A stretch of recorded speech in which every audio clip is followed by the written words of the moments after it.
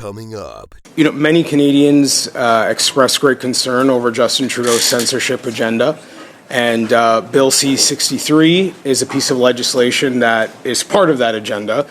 In the United States, there was a shock jock, Alex Jones, in InfoWars. When I read that portion of the bill, is something that offends someone, should that be a measure to which could result in, banning from social media, the ability for the minister to create an administrative process that would ban somebody from being able to share an opinion? Would that be concerning? Talked about earlier with InfoWars and kind of far-right conspiracies and all these other things that are taking hold right now. In your estimation, how important is it to have a regulated media landscape that has accountability and journalistic standards? But we can say that journalistic standards are a really key part of how we identify whether or not a source who's going to regulate them if not the government? This Guy's Garage. Like and subscribe. So our witnesses in front of us today, Stéphane Séraphin, the assistant professor from the University of Ottawa, and the Media Smarts, Catherine Hill, the executive director, and Matthew Johnson, director of education. The committee shall resume its study on the protection of freedom of expression. You know, many Canadians express great concern over Justin Trudeau's censorship agenda. And Bill C-63 is a piece of legislation that is part of that agenda. You've written about that bill for the Macdonald-Laurier Institute, and I'd like to ask you in particular about one of your comments, just to elaborate on it. You wrote in reference to Bill C-63, "It is not inconceivable that remedies might be sought against other kinds of online content distributors in an effort to have them engage in proactive censorship or otherwise set general policy with little or no democratic oversight. This possibility is certainly heightened by the way in which the existing directed remedies for anti-discrimination have been used to date." Could you elaborate on that point? Yeah, so the main example of this is, so I talked about the EDI stuff in higher education earlier. There's also the Canada Research Chairs program, which is subject currently to a rather strict quota system. Which I think was subject to controversy like a year or two ago. And actually, that quota system is the result of a Canadian Human Rights Tribunal settlement. That was, the Human Rights Tribunal settlement essentially consecrated an agreement between the government and the plaintiffs in that human rights complaint, which had as an effect to completely overturn the entire way in which the Canada Research Chairs are awarded. So now there's a strict quota system in place because of that. So it's not inconceivable. What my suggestion was, there are some provisions in the wording of the proposed amendments, so Bill C-63, that would suggest that orders against content distributors in of themselves are off the table, but that's a question of interpretation. And it's not inconceivable in that context that there would be a possibility of an order against someone who is found to be doing more than just distributing content to proactively adopt certain measures to, for example, prevent marginalized voices as they are conceived from being censored, which would maybe mean censoring other voices instead. So those are the kinds of things that I had in mind when I was writing that. Do you empathize with Canadians who have concern over the centralization of power and control in federal bureaucracies over what people can see, hear, and say online? Yes. I mean, ultimately, I think that it's a question of what Parliament intended, right? Parliament can intend a broad delegation of authority to, say, the Human Rights Tribunal. It's perfectly legitimate. So I'm not one of the people who would deny the legitimacy of administrative law writ large. But that said, there are trade-offs involved. If you're going to delegate to regulation-making bodies or administrative decision-makers, then you are necessarily undercutting the sort of representative nature of the legislative process. So these decisions, like for example, the Canada Research Chairs program, going back to that, right? This is a decision that was made with no public consultation, and that turned out to be quite controversial. So the public wasn't even aware of this. In fact, I don't think most people know that how this settlement came about at all. They're not even aware of the case. So that's kind of the issue with these kinds of measures. Yeah, I'll put forward an example to you of where someone like Justin Trudeau having so much power to decide what would be objectionable to say online could be problematic. You may recall that in 2018 it went viral that a lady in Quebec had expressed concerns over immigration policies, and Justin Trudeau called her racist. And you fast forward now to 2024, and Justin Trudeau is now admitting that those policies are bad for our country, has not called himself racist for admitting that. And it gives a very clear example of where the definition of these kind of things can be easily politicized, and why centralizing that kind of power and control in the hands of a federal government could be a problem. What would you say to that?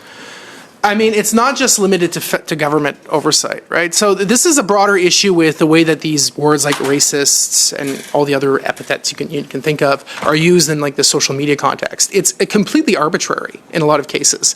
One day it's okay to say something, the next day it's not okay to say something. And so I would suggest that it's not even just a function of centralization in government bureaucracies, although removing the kind of public oversight creates additional risks perhaps. But just the way that these things change for no apparent reason presents, I think, significant risks to, say, banning hate speech. What counts as hate speech can change from one day to the next. Well, I think we're low on time, but I would say that I think your testimony, your writing, I think affirms why so many Canadians are concerned about what we're seeing from Justin Trudeau and the Liberal government. And certainly with Bill C-63, you raise a lot of important considerations that need to be made, and speak to why Canadians are so unhappy with what's happening right now. So thank you. I would like your honest opinion about what we hear as polarizing natures of conversation. We have Jewish students who feel like they can't speak their mind. We have Palestinian students who are supporting the Palestinian cause, saying that they feel like their freedoms are being stifled in expression. And in all of this, we are grappling with communities that are hurting, that are angry, that are frustrated. At what point does this whole notion of freedom, particularly of expression, become something that we need to be looking at differently? Or is that actually, or are those debates and discussions and those confrontations healthy for our democracy? Part of this is going to depend on the sort of values you bring to it. So if we're committed to pluralism, if we're committed to democracy, which I think most people here, or everybody probably should be, but if we are, then we have very difficult conversations to have, especially the questions of Jewish and Palestinian groups, or Israel and pro-Palestine groups on campus has been a very difficult issue for universities. And there's two approaches you could take to this. You could take a heavy-handed approach, and you could also take an approach so one of the concerns I would have, say, with the online harms bill, the groups that are most likely to weaponize this are actually both of those groups in particular, at least in the current context. So the moment that provision comes into effect, if it comes into effect, I would anticipate a number of complaints filed by Jewish groups and by pro-Palestine groups on both sides. And I would suggest that having this mechanism, requiring the state to kind of decide these disputes as an expression of hate on the one side or the other, is not a healthy approach to resolving these issues. There needs to be more means-based, I would suggest, approaches to dealing with these issues. So, for example, on-campus protests, should be permitted, but we should also recognize that there are limits to what on-campus protests can do. In the United States, there was a shock jock, Alex Jones, in InfoWars, and his whole outlet was about basically flooding the zone, or as Steve Bannon would call it, cognitive warfare on the truth, on the public discourse for a far-right agenda.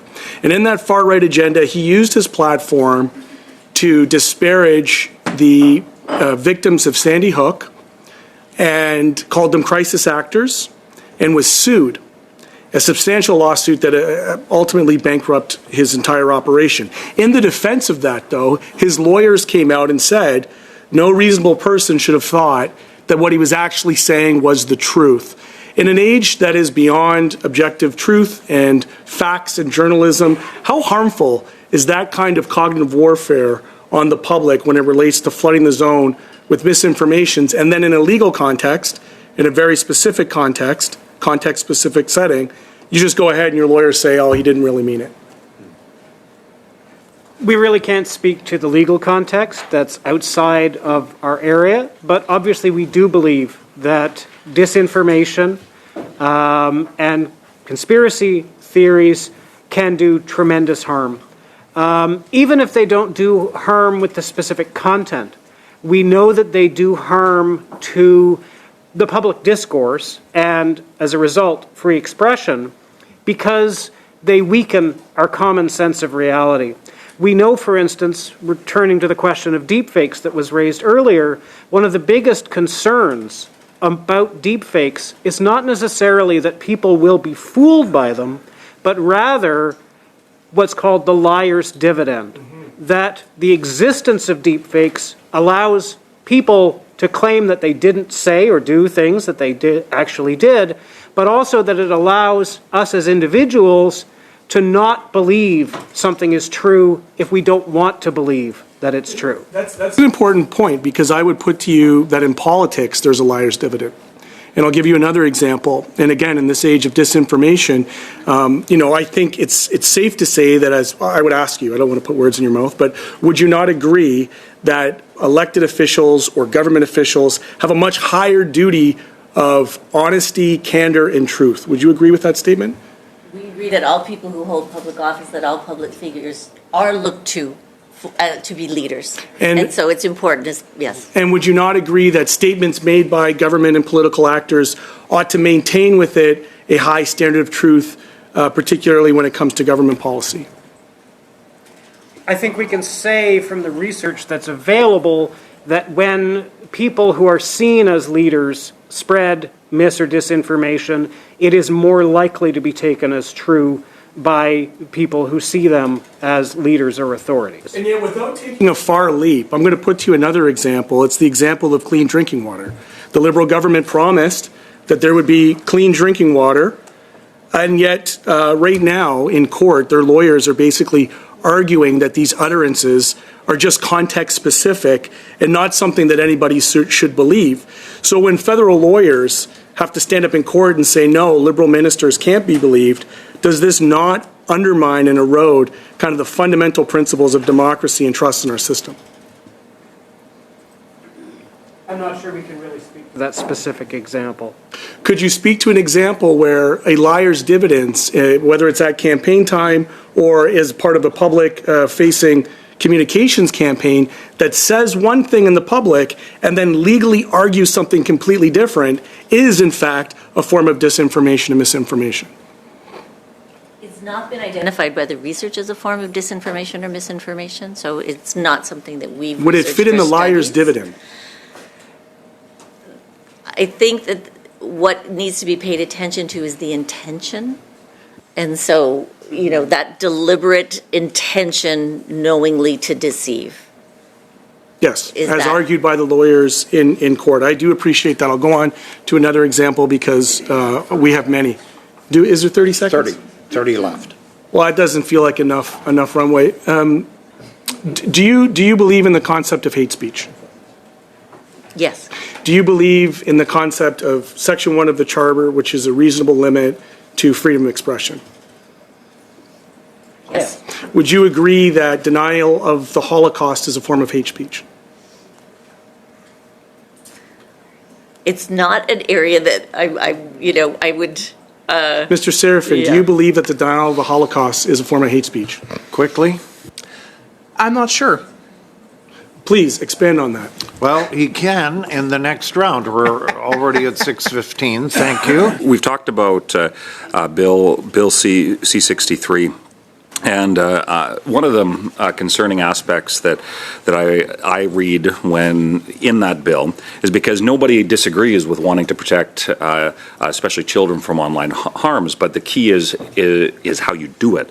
And when in some of the language that is proposed, it changes from a objective measure of hate speech to a subjective one, including words that may discredit, humiliate, hurt, or offend. And it's especially that last word that is, I think, so deeply problematic when I read this bill. Because if somebody finds offense, and I'll use the example that I had shared the other day, that because I support the oil and gas sector, of which there's ironically a bill before Parliament that would make it illegal to advertise for that, but there have been Liberals in Parliament that have said that my views in support of the oil and gas sector as a key part of the economy in the region to which I represent is somehow hateful. So with what I've described there, Professor Serafin, I'm just wondering if you could expand a little bit on the impact that changing from an objective measure with incite violence and harm, for example, versus a subjective measure that could be as low as somebody being offended by what somebody says. So a very simple way of putting this difference is when you shift to a subjective standard, you're just formalizing the heckler's veto, right? That's what you're doing. You're giving anyone who claims offense and who claims offense wants to express that, because there's some people who won't want to do it, but anybody who wants to claim offense is potentially going to be able to do that and effectively gains Eckler's veto because they, in theory at least, have a claim against the other person for hate speech. And they can get damages and other sorts of remedies under the proposed amendments for that. So the concern is precisely this. Instead of having some kind of objective standard that weighs both the expressive rights of the one party and the rights of the other party, you're one-siding the conversation. You're saying it's the offense that matters, and we don't have to take into account the expressive rights of the person entirely, and also the values that embodies, like democratic participation and everything else. Appreciate that. Folks from Media Smarts, thanks for being here. I think this touches on what part of what your organization does, which is educating people, right? Helping people to make informed decisions. That freedom of expression can include differing opinions, including opinions that might be offensive. So when I read that portion of the bill, is something that offends someone, should that be a measure to which could result in, banning from social media, the ability for the minister to create an administrative process that would ban somebody from being able to share an opinion? Would that be concerning versus teaching people how to effectively engage in civil society and the debates that we should be able to have?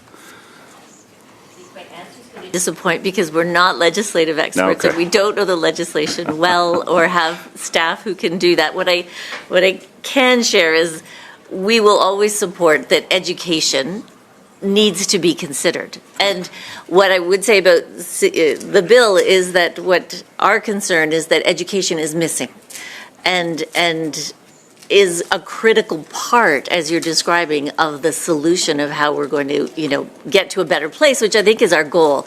And I know it's a long-term solution, so it's not as exciting, perhaps, as some others, but it is an important and evidence-based one. Teaching people to be able to argue, and I think that's one of the beautiful things of what Parliament is supposed to be. Professor Serafin, just in the last minute or so, your experience as a professor facing some of those challenges, the DEI, the well-intended, some of the possible negative consequences of that. Is there anything you'd like to add to that as in the next 30 seconds or so? I know it's a big subject, but. Well, the only thing I'd add to that is, in 30 seconds, is that if you value universities as centers of intellectual life and as cultural contributors, then you would think that in a robust democratic society, they would have viewpoint diversity reflected as well. And EDI policies are part of the problem. It's not the only problem affecting universities, but they're definitely contributing to those problems right now in universities. Have you faced some of those challenges yourself? I have, yes. And I can get into it, but I don't think I have enough time to do so. We're at 5 minutes. Thank you very much. Does the algorithm itself create censorship? Is there an argument that's out there? It doesn't have to be your opinion, but is there a discussion happening about that the algorithm itself creates censorship and limits our ability to express ourselves? We do have evidence that recommendation algorithms lead to self-censorship. Because one of the things that they do is they favor certain content and they will downrank or shadow ban other content. This is not transparent to users, to people who are participating on these platforms, And so in many cases, people will be particularly cautious to avoid using terms that they think might have them downranked.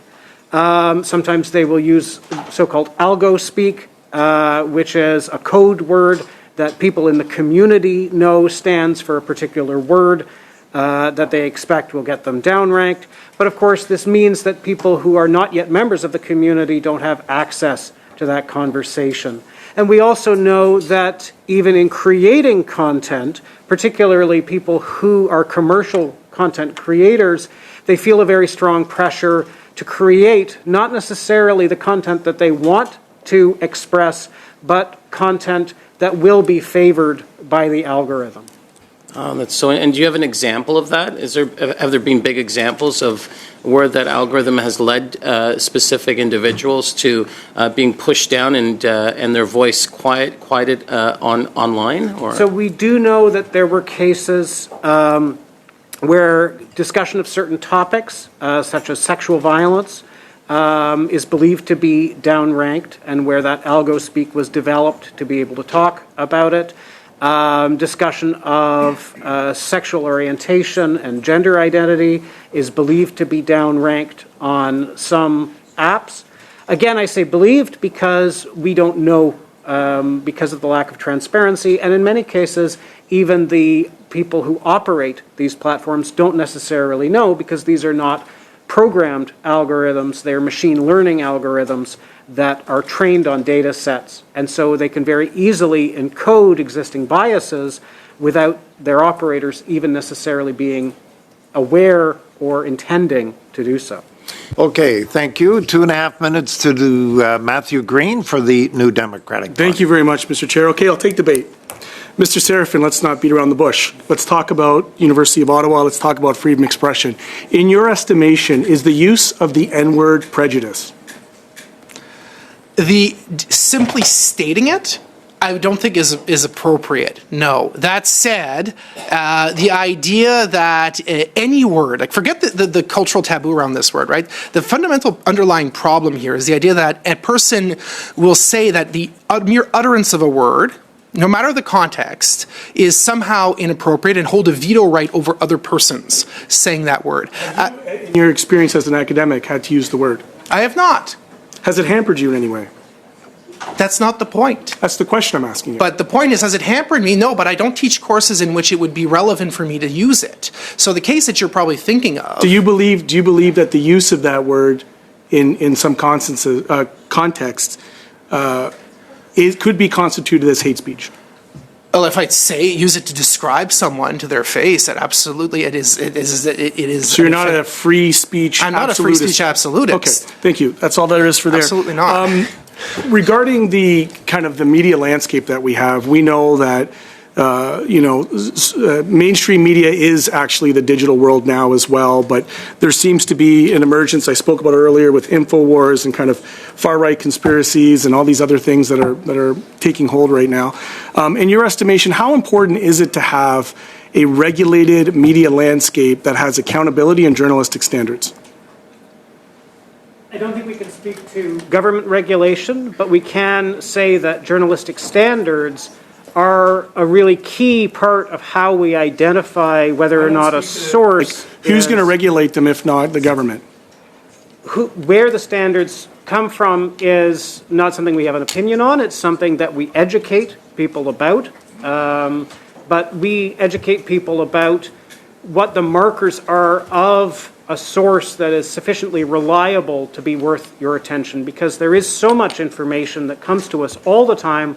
Our initial task is always going to be I'm going to reclaim my time because 15 seconds. On Monday, we heard from other experts who gave testimonies on how important truth-seeking trained journalists are to ensure our society is not being misled. And yet, we do have partisans who are attacking mainstream media, the validity of it. How dangerous is that in terms of gauging for the general public what is and what isn't true? Quickly. To Matthew's point, what we think is really critically important, and the luxury of, just absorbing what we hear or see no longer exists for any of us. And so we have to have the verification skills to be able to do that. It is unfortunate that's our current situation, but that is the current situation along with AI and deepfakes and everything else. And so we have to be vigilant as consumers of information, but it's also incredibly helpful to have standards.